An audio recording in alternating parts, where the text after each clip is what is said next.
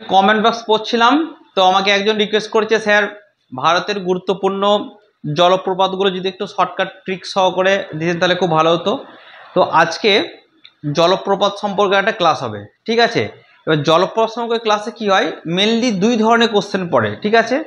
একটা মেন যে কোশ্চেনগুলো পড়ে যে ভারতের কোন রাজ্যে কোন জলপ্রপাত আছে, এরকম একটা কোশ্চেন পড়ে। আর কিছু পপুলার জলপ্রপাত আছে যেগুলোর কোন নদীতে অবস্থিত সেগুলো পড়ে। তাই আমরা আজকে যে ভিডিওটা করেছি সেখানে কিন্তু কিছু জলপ্রপাতের নদীর নাম উল্লেখ করেছি, কিন্তু ম্যাক্সিমাম কিন্তু কোন রাজ্যে কোন জলপ্রপাত আছে সেটাকে উল্লেখ করেছি, এবং অবশ্যই শর্টকাট ট্রিকের সাহায্যে। আজকে ভিডিওতে টোটাল আমি 27টা জলপ্রপাত 27টা জলপ্রপাত শর্টকাট ট্রিকের সাহায্যে আমরা দেখে নেব। চলুন তাহলে দেখা যাক। এক নাম্বার হচ্ছে শিব সমুদ্রম, ঠিক আছে। এটা কোথায় অবস্থিত? কর্ণাটক রাজ্যের কাবেরী, ঠিক আছে। এটাকে আমরা মনে রাখবো করে শর্টকাট ট্রিক, শিব ঠাকুরের কাহিনী পড়ব।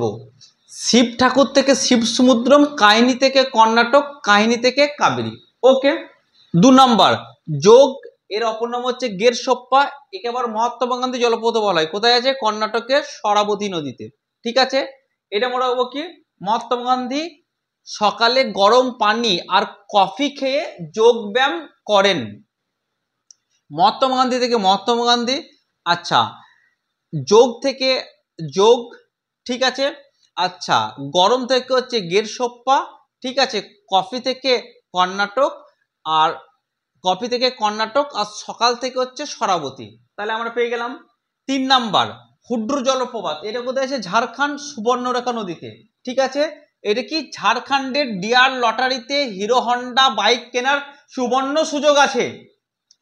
ঝাড়খণ্ড থেকে ঝাড়খণ্ড, হিরো হন্ডা থেকে হচ্ছে হুড্রু, ঠিক আছে। আর সুবর্ণ সুযোগ থেকে সুবর্ণরেখা। আচ্ছা, তারপর হচ্ছে দশম ঝাড়খণ্ডের কাঞ্চি নদীতে। এটা মনে রাখবো কি করে? ঝাড়খণ্ডের কাঞ্চন 10ম ক্লাসের ছাত্র, ঝাড়খণ্ড থেকে ঝাড়খণ্ড, দশম থেকে দশম, কাঞ্চন থেকে কাঞ্চি নদী।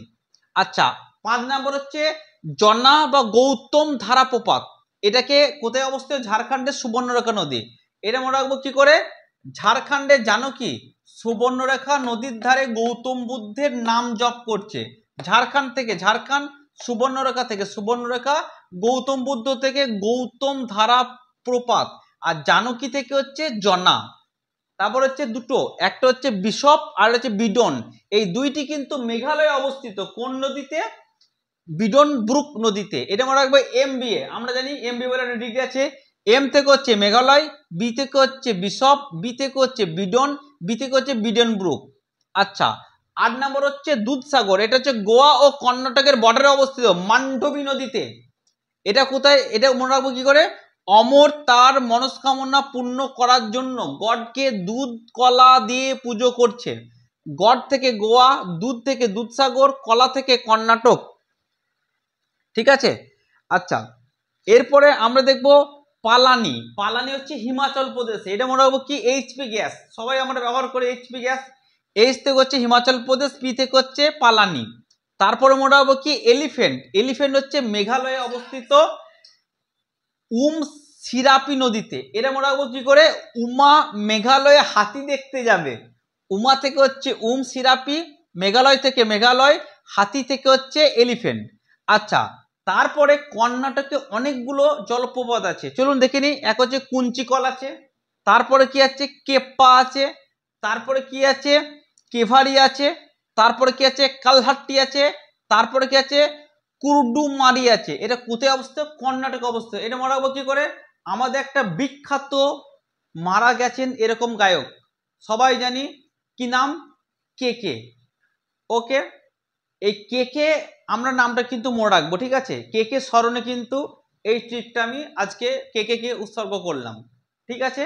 মনে রাখবো কে থেকে প্রথম কে থেকে কর্ণাটক, আর বাকি কে থেকে যতগুলো কে আছে, কুঞ্চিকল, কেপ্পা, কেভেরি, কালহাট্টি, কুর্ডুমার ইত্যাদি। কিংবা এটা আমরা মনে রাখতে পারি আরেকটা principal, K for Karnataka, K for Kunchikal, K for Keppa, K for Kaveri, K for Kalhatti, K for কুর্ডুমারি।